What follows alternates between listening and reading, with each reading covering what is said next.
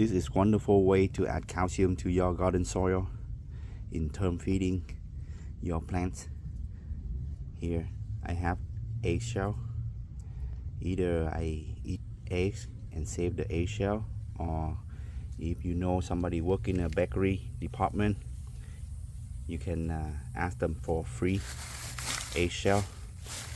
No need to wash, just lay out to the sun, let it dry for a few days, and then either you wear gloves, you can smash it up small pieces,